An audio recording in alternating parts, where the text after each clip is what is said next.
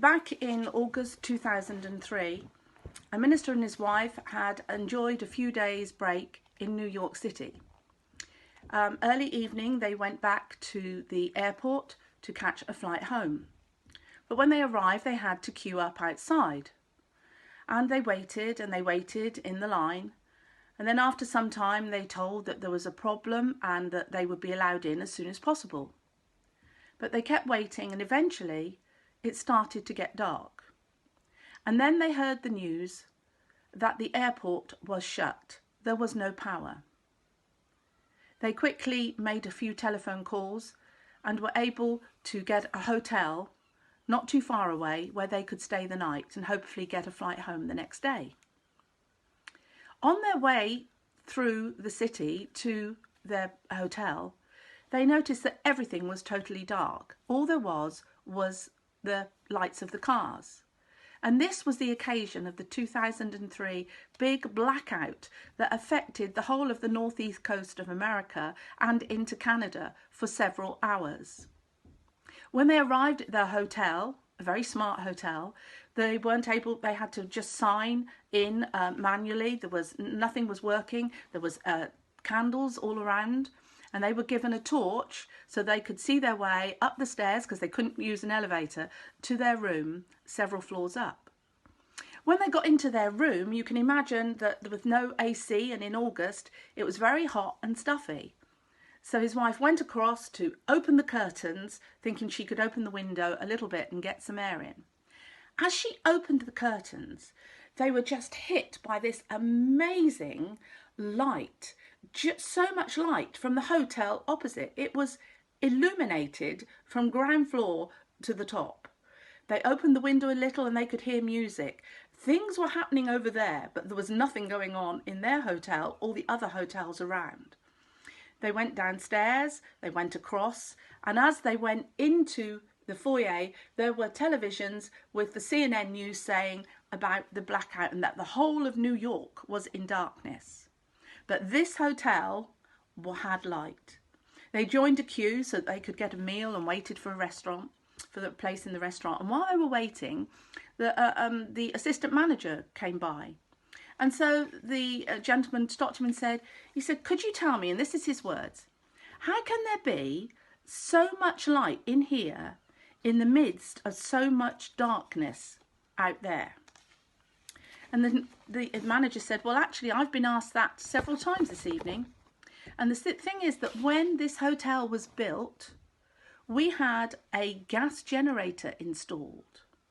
And so therefore, we are not dependent on what's going on out there to determine what's going on in here.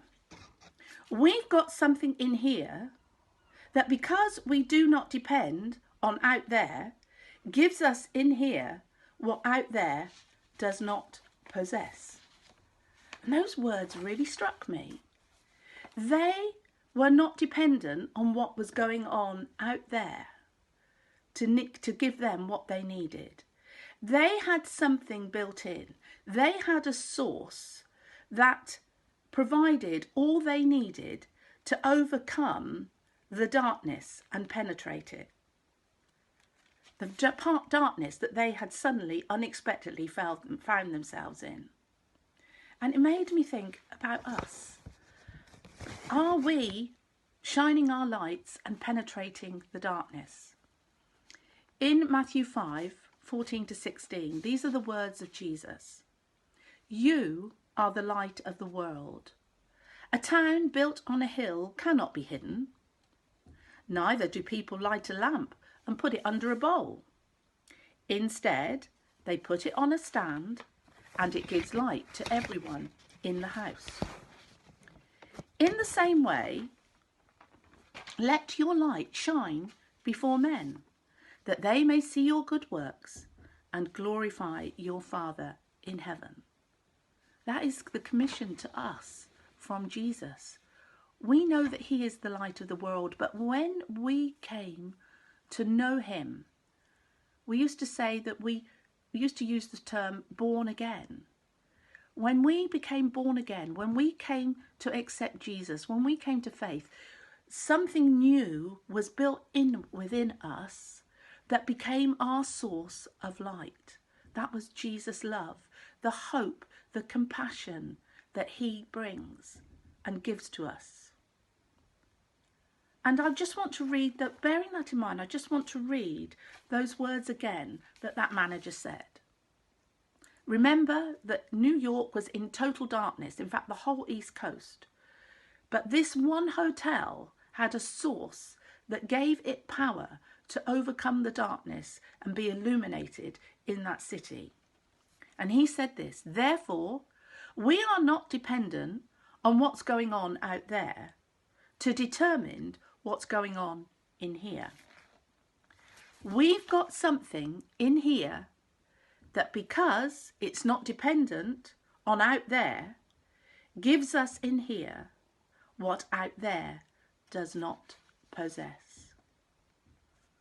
Hallelujah. We have something in here when we know Jesus that out there does not possess. And that will help overcome the darkness. And we need to use that at this time. And so my challenge to myself and to you tonight is, are we letting our light shine in the darkness? Are we letting our light shine in the darkness? God bless you all.